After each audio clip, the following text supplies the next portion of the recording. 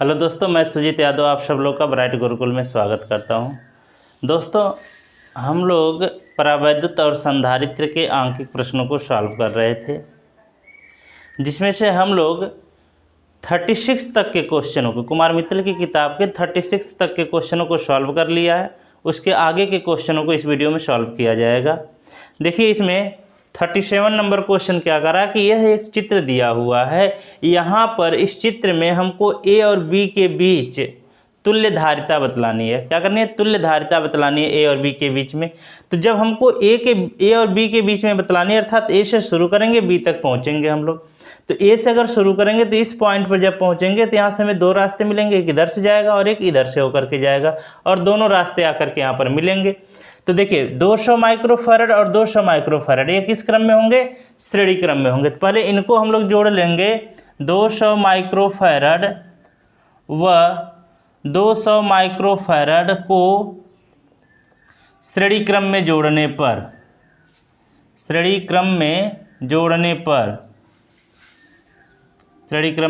पर जब इनको श्रेणी क्रम में जोड़ा जाएगा तो फॉर्मूला क्या होगा? 1/c = 1/c1 + 1/c2 के हिसाब से 1/200 + 1/200 1/c = 2/200, अर्थात यहाँ से c = मिल जाएगा आपको 100 माइक्रोफैरड।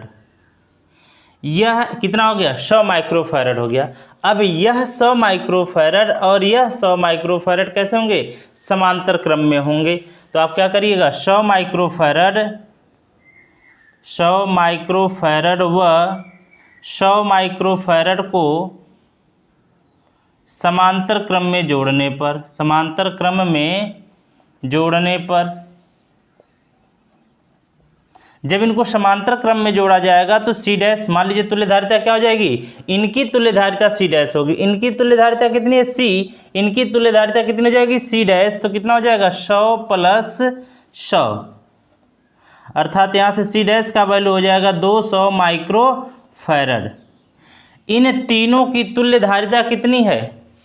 200 माइक्रोफैरड है। अब यह 200 माइक्रोफैरड 100 माइक्रोफैरड कैसे होंगे? समांतर क्रम में होंगे। यहाँ से एक धारिता यह हो गई, दूसरी धारिता यह हो गई। इनका क्रम कैसा होगा? श्रेणी क्रम का संयोजन होगा। तो हम यहाँ पर लिखेंगे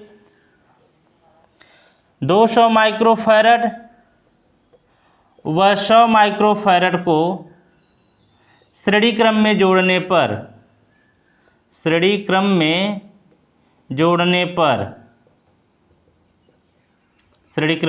जब इनको श्रेणी क्रम में जोड़ा जाएगा तो मान लीजिए इनकी तुल्य धारिता, यहाँ से जो तुल्य धारिता निकलेगी वह ए और बी के बीच की टोटल धारिता होगी।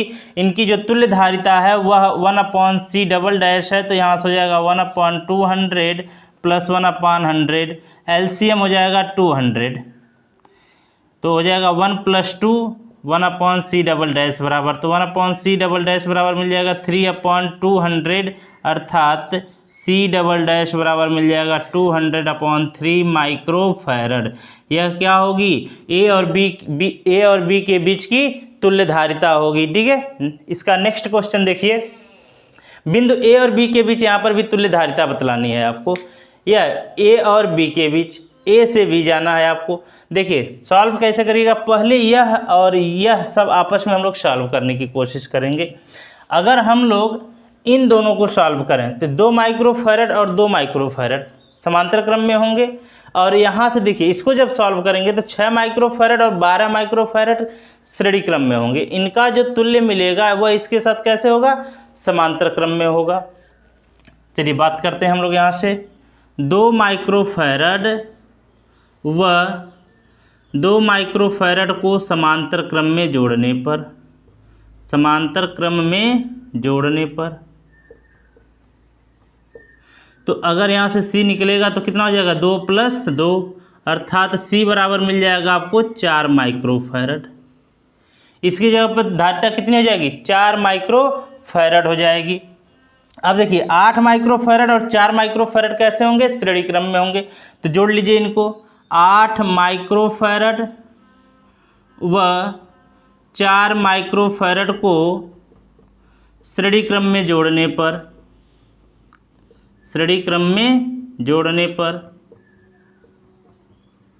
जब इनको श्रेणी क्रम में जोड़ा जाएगा तो मान लीजिए इनकी तुल्य धारिता सी डैश आ गई, तो कितनी हो जाएगी 1/8 + 1/4, ऐड करेंगे इसको हम लोग तो एलसीएम बनेगा 8 का 1 + 2, तो सी डैश बराबर मिल जाएगा 8/3 माइक्रोफैरड का। बताइए यहाँ से इस रास्ते से जो टोटल धारिता निकलेगी वो कितनी होगी 8/3 माइक्रोफैरड होगी। अब इसी प्रकार से इस साइड वाले को हम लोग सॉल्व करेंगे, तो जब हम उधर वाले को सॉल्व करेंगे यहाँ से देखिए, तो यहाँ क्या हो जाएगा 6 माइक्रोफैरड व 12 माइक्रोफैरड को श्रेणी क्रम में जोड़ेंगे। किस में जोड़ा जाएगा? श्रेणी क्रम में जोड़ा जाएगा। तो यहाँ से मान लीजिए इनकी धारिता कितनी हो सी डबल डैश हो, तो क्या हो जाएगा यहाँ से 1/6 + 1/12। अगर इसको सॉल्व किया जाए तो एलसीएम बनेगा 12 का 2 + 3 2 + 1 2 + 1 1/c डबल डैश बराबर हो जाएगा 3/12 का, और सी डबल डैश बराबर हो जाएगा 12/3, तो सी डबल डैश बराबर कितना हो गया 4 माइक्रोफैरड।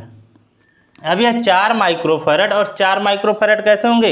समांतर क्रम में होंगे।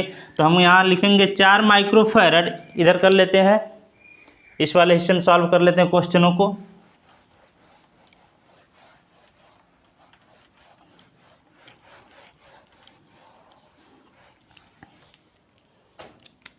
चार माइक्रोफैरड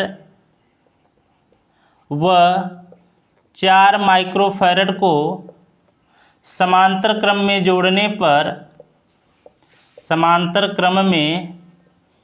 जोड़ने पर तुल्य धारिता, इन दोनों को इनका योग और यह कैसे होंगे? समांतर क्रम में। जब इनको समांतर क्रम में जोड़ा जाएगा तो मान लीजिए इनकी तुल्य धारिता सी ट्रिपल डैश आ जाए तो कितनी हो जाएगी 4 + 4 का, अर्थात सी ट्रिपल डैश बराबर 8 माइक्रोफैरड। इसकी धारिता कितनी हो गई 8 माइक्रोफैरड। अब यह 8 माइक्रोफैरड और 1 माइक्रोफैरड श्रेणी क्रम में होंगे, तो इनको श्रेणी क्रम में जोड़ लेते हैं। 8 माइक्रोफैरड व 1 माइक्रोफैरड को श्रेणी क्रम में जोड़ने पर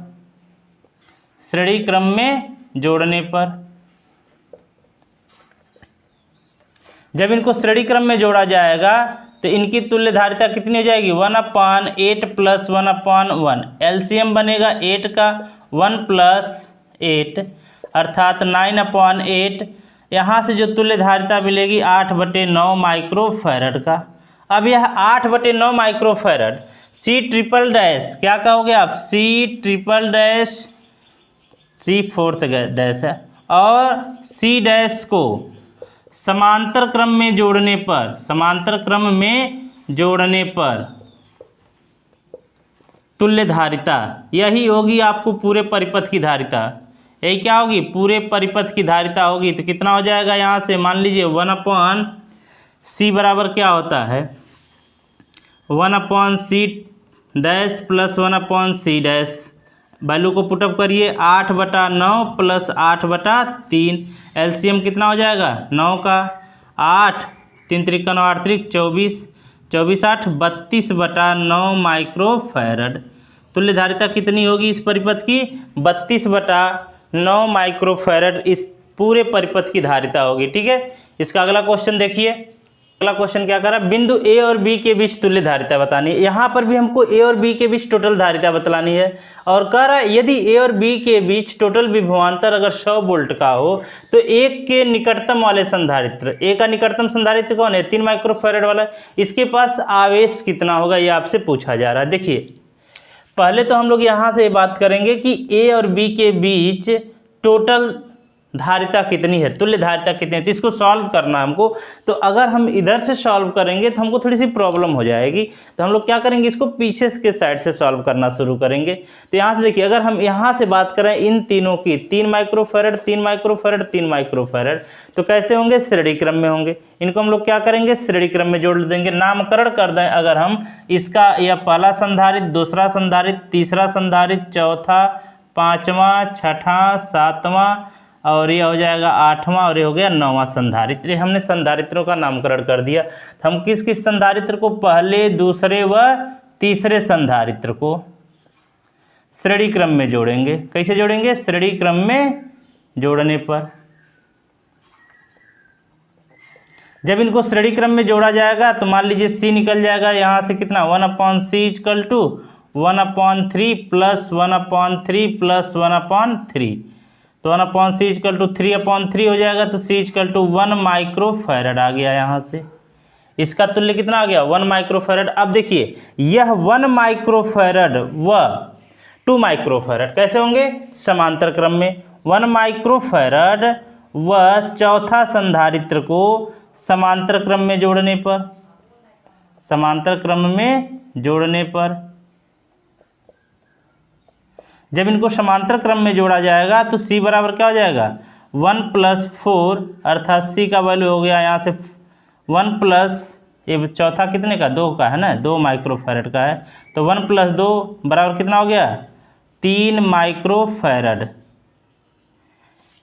ये चौथे का वैल्यू कितना आ गया टोटल 3 माइक्रोफैरड आ गया। अब यह 3 माइक्रोफैरड और 6 और 5 यह किस क्रम में हो जाएंगे 3 माइक्रोफैरड और छठा संधारित्र और सातवां संधारित्र को श्रेणी क्रम में जोड़ने पर, श्रेणी क्रम में जोड़ने पर, जब इनको श्रेणी क्रम में जोड़ा जाएगा तो 1/c equal to 1/3 plus 1/3 plus 1/3। छठा संधारित्र क्या है 3 है तो 3 लिख दिया है, पांचवा क्या है 3 वो भी लिख दिया हमने, तो c बराबर हो जाएगा यहाँ से 3/3 का, अर्थात c बराबर हो जाएगा 1 माइक्रोफैरड। अब यह 1 माइक्रोफैरड सातवें संधारित्र के साथ कैसे जुड़ा होगा समांतर क्रम में, तो लिखेंगे 1 माइक्रोफैरड व 2 माइक्रोफैरड को समांतर क्रम में जोड़ने पर, समांतर क्रम में जोड़ने पर, जब इनको समांतर क्रम में जोड़ा जाएगा तो c बराबर 1 + 2 आ गया कितना c बराबर 3 माइक्रोफैरड। अब एक बार फिर से यह 3 माइक्रोफैरड, यह 3 माइक्रोफैरड, यह 3 माइक्रोफैरड कैसे होंगे श्रेणी क्रम में होंगे, तो 3 माइक्रोफैरड, 3 माइक्रोफैरड व 3 माइक्रोफैरड को श्रेणी क्रम में जोड़ने पर, श्रेणी क्रम में जोड़ने पर, जब इनको श्रेणी क्रम में जोड़ा जाएगा तो 1/c equal to 1/3 plus 1/3 plus 1/3, तो यहाँ से मिल जाएगा 1/c इक्वल टू 3/3, अर्थात c बराबर मिल जाएगा 1 माइक्रोफैरड, अर्थात टोटल a और b के बीच विभवांतर कितना होगा 1 माइक्रोफैरड का होगा। अगर हम पूरे परिपथ की बात करें, क्या बात करें पूरे परिपथ की बात करें, तो पूरे परिपथ का धारिता, पूरे परिपथ की धारिता कितनी आपको मिल जाएगी c इक्वल टू मिल जाएगा 1 माइक्रोफैरड। विभवांतर कितना मिल जाएगा, विभवांतर है 100 वोल्ट। तो अगर हम पूरे परिपथ में आवेश की बात करूं कि पूरा परिपथ में आवेश कितना होगा, तो q बराबर CV, c का वैल्यू 1 और v का वैल्यू 100, तो q का वैल्यू कितना होगा 100 माइक्रोकुलाम, कितना होगा 100 माइक्रोकुलाम होगा। पूरे परिपथ में आवेश का वैल्यू कितना होगा 100 माइक्रोकुलाम होगा। अब यहाँ से आप देखो यह जो संधारित्र है ए के जो समीप है इसके साथ कैसे जुड़ा हुआ है श्रेणी क्रम में जुड़ा हुआ है, इन सब के साथ कैसे जुड़ा है श्रेणी क्रम में जुड़ा है, और श्रेणी क्रम में क्या समान होता है आवेश समान होता है। अतः एक के समीप वाले संधारित्र पर आवेश की मात्रा कितनी होगी 100 माइक्रोकुलाम होगी। लिखोगे आप ए के समीप वाला संधारित्र, ए के समीप वाला संधारित्र परिपथ में श्रेणी क्रम में जुड़ा है, श्रेणी क्रम में जुड़ा है। अतः इस पर आवेश 100 माइक्रोकुलाम ही होगा। क्यों 100 माइक्रोकुलाम होगा, क्योंकि श्रेणी क्रम में आवेश का मान समान होता है। ठीक है, उन क्वेश्चनों को देखिए, यहाँ पर भी हमको क्या करना है ए और बी के बीच तुल्य धारिता बतलानी है। इसको साफ कर लेते हैं, उसको लगाने में आसानी होगी। इधर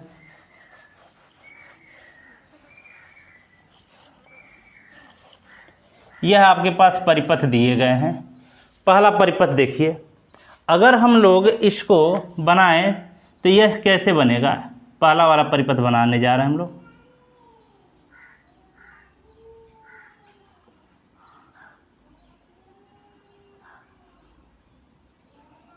इस तरीके से बनेगा। यह पॉइंट ए होगा और यह पॉइंट बी होगा। देखिए एक यहाँ लगा होगा आपका कितने का, 2 माइक्रोफैरड का, यहाँ से एक ये 2 माइक्रोफैरड, और यहाँ भी कितने का लगा होगा, 2 माइक्रोफैरड का यह भी लगा होगा, और ये कॉमन वाला कितना है, 5 माइक्रोफैरड है। हमने क्या किया, यहाँ से बनाया, एक भुजा इधर कर रही है, एक भुजा इधर जा रही है, तो इस पर लगा 2 माइक्रोफैरड और इस पर भी लगा 2 माइक्रोफैरड। कॉमन पे इस पे इस वाली रेखा पर कितना लगा है, 5 माइक्रोफैरड का। उसी प्रकार से यहाँ कितना हो जाएगा, यह 6 माइक्रोफैरड हो जाएगा, और ये भी कितना हो जाएगा, 6 माइक्रोफैरड हो जाएगा। देखिए इनकी संलग्न भुजाओं का अगर हम अनुपात चेक करें तो देखिए 2/6 1/3 आएगा, इसका भी क्या आएगा, 1/3 आएगा। अर्थात इनकी संलग्न भुजाओं का अनुपात क्या बराबर है। और जब संलग्न भुजाओं का अनुपात बराबर होता है तो क्या होता है, वह एक संतुलित व्हीटस्टोन सेतु होता है। और संतुलित व्हीटस्टोन सेतु में इस पर जो ये 5 माइक्रोफैरड है ये बेकार हो जाता है, ये हमारे काम लायक नहीं रह जाता। अर्थात जो हमको इसकी धारिता निकालेंगे तो तुल्य धारिता जो होगी वह इनकी धारिता और इनकी धारिता के योग के बराबर होगी। तो आप क्या करोगे, 2 माइक्रोफैरड और 6 माइक्रोफैरड को, 2 माइक्रोफैरड व 6 माइक्रोफैरड को, 6 माइक्रोफैरड को श्रेणी क्रम में जोड़ लोगे। श्रेणी क्रम में जोड़ने पर, श्रेणी क्रम में जोड़ने पर जब इनको श्रेणी क्रम में जोड़ा जाएगा तो 1/c = 1/2 + 1/6 मिलेगा। एलसीएम बनेगा यहाँ से 6 का 3 + 1, तो 1/6 = 4/6 अर्थात 2 3। तो c बराबर यहाँ से क्या मिल जाएगा आपको, 3/2 का। इसकी धारिता टोटल कितनी होगी, 3/2। इसकी धारिता कितनी होगी, 3/2, क्योंकि इस पर भी धारिताएं क्या है, समान है। तो जितनी धारिता इसकी निकली उतनी धारिता इसकी भी निकलेगी। तो इस हिसाब से आप कह सकते हो 3/2 माइक्रोफैरड। 3/2 माइक्रोफैरड को आप क्या कहोगे, 1.5। 1.5 माइक्रोफैरड व 1.5 माइक्रोफैरड को समांतर क्रम में जोड़ने पर, समांतर क्रम में जोड़ने पर जब इनको समांतर क्रम में जोड़ा जाएगा तो c कितना हो जाएगा, 1.5 + 1.5 अर्थात 3 माइक्रोफैरड। इस पूरे परिपथ की बिंदु a और b के बीच टोटल धारिता कितनी होगी, 3 माइक्रोफैरड की होगी। इस वाले क्वेश्चन को देखिए, इसमें भी अगर हम तोड़ेंगे तो यह देखिए इनका अनुपात और इनका अनुपात इक्वल मिलेगा। अर्थात यह भी एक क्या होगा, संतुलित व्हीटस्टोन सेतु होगा। अगर उसका डायग्राम हम बनाते हैं तो इस तरीके से डायग्राम बनेगा।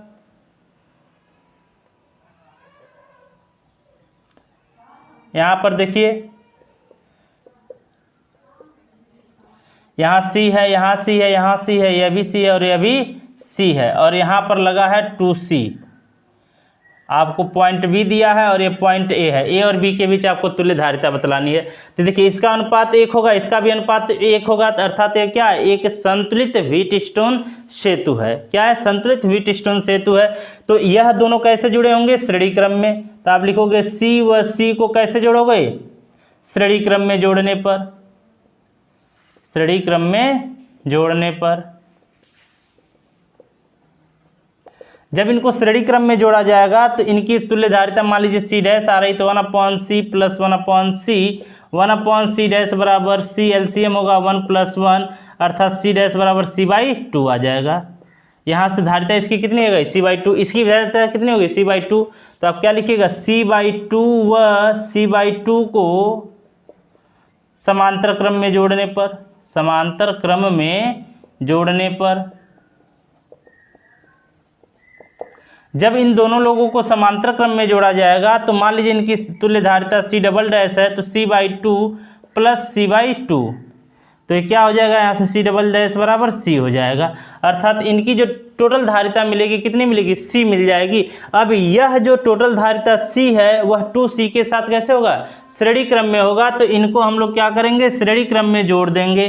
c व 2c को श्रेणी क्रम में जोड़ने पर, c व 2c को श्रेणी क्रम में जोड़ने पर, श्रेणी क्रम में जोड़ने पर जब इनको श्रेणी क्रम में जोड़ा जाएगा तो इनकी तुल्य धारिता मिल जाएगी आपको 1/c + 1/2c, एलसीएम हो जाएगा यहाँ से 2c, हो जाएगा 2 + 1, तो 1/c बराबर कितना मिल जाएगा 3/2c का, अर्थात c बराबर यहाँ से मिल जाएगा 2c/3 का।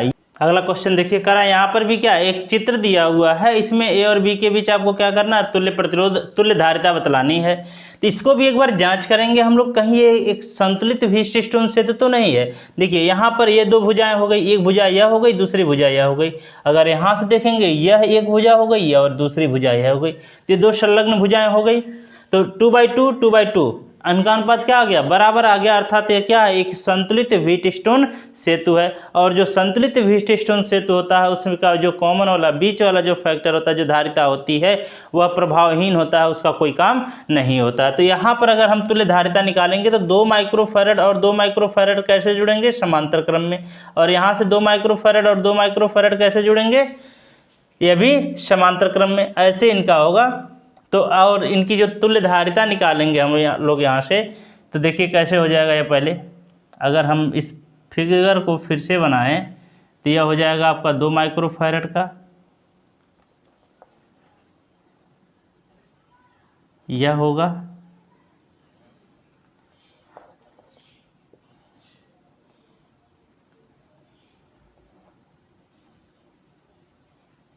यह हो गया आपका, यह हो गया 2 माइक्रोफैरड का, और यह भी हो गया 2 माइक्रोफैरड का, यह भी 2 माइक्रोफैरड का हो गया, और यह भी 2 माइक्रोफैरड का हो गया। और यहाँ पर ये 2 माइक्रोफैरड का तो है, ये है,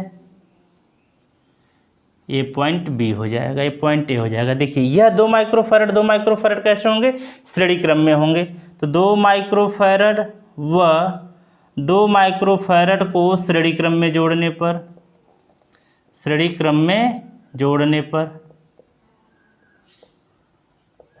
जब इनको श्रेणी क्रम में जोड़ा जाएगा तो इनकी तुल्य धारिता कितनी होगी, 1/2 + 1/2, अर्थात यहाँ से वैल्यू निकल जाएगा 2/2 का, और सी का वैल्यू कितना निकल जाएगा, 1 माइक्रोफैरड।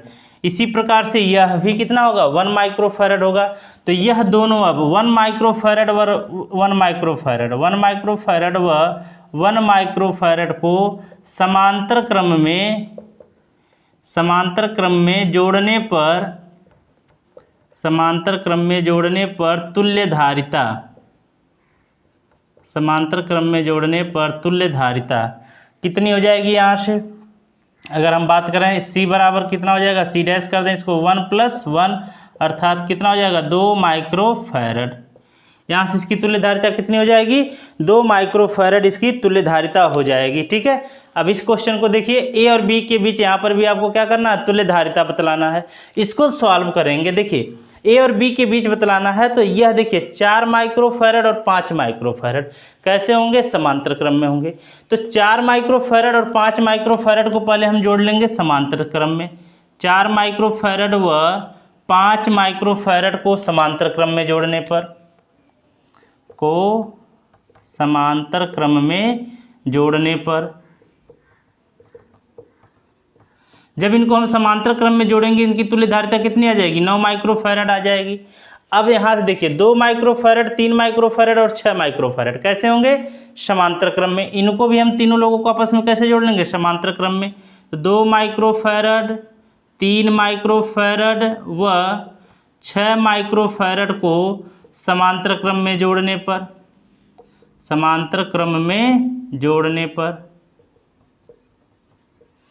इनको हम लोग क्या करेंगे, समांतर क्रम में जोड़ लेंगे। तो 3 2 5 6 11 माइक्रोफैरड यहाँ से आ जाएगा। अब देख लीजिए 8 माइक्रोफैरड, 11 माइक्रोफैरड और 9 माइक्रोफैरड कैसे होंगे, श्रेणी क्रम में होंगे। तो आप यहाँ से जोड़िएगा 8 माइक्रोफैरड, 9 माइक्रोफैरड व 11 माइक्रोफैरड को श्रेणी क्रम में जोड़ने पर, श्रेणी क्रम में जोड़ने पर, जब इनको श्रेणी क्रम में जोड़ा जाएगा तो यहाँ से देखिए क्या होगा, 1/c = 1/8 + 1/9 + 1/11। एलसीएम बताइए यहाँ से क्या हो जाएगा, अगर 8 11 99 99, 8 9 72 का 2, 8 9 72, 72 7 79, 792। एलसीएम कितना हो गया, 792 हो गया। यहाँ कितना हो जाएगा, 99, यहाँ कितना हो जाएगा, 88, और यहाँ कितना हो जाएगा 72। अगर ऐड किया जाए इनको तो 1/c = 10, 19 का 9 हो गया। यह 8 8 16, 16 4 20, 5 25 का 5 हो गया, 25 का 25 लिख दिया हमने, तो 25/792 हो गया यह। तो सी का वैल्यू कितना होगा 792/259 माइक्रोफैरड, अर्थात इस पूरे संयोजन की जो तुल्य धारिता मिलेगी 792/259 माइक्रोफैरड मिलेगी। नेक्स्ट क्वेश्चन इसका देखते हैं हम लोग। देखिए अगला क्वेश्चन इसमें करा, समान धारिता के 4 संधारित्र श्रेणी क्रम में 10 वोल्ट की बैटरी से जुड़े हैं। 10 वोल्ट की बैटरी है, इससे 4 संधारित्र श्रेणी क्रम में जुड़े हैं। इसके बीच का जो बिंदु B है वह पृथ्वी से जोड़ दिया गया है। भाई जब बिंदु B पृथ्वी से जोड़ दिया गया है तो यहाँ पर विभव कितना होगा 0। बिंदु B पृथ्वी से जुड़ा है, बिंदु B पृथ्वी से जुड़ा है,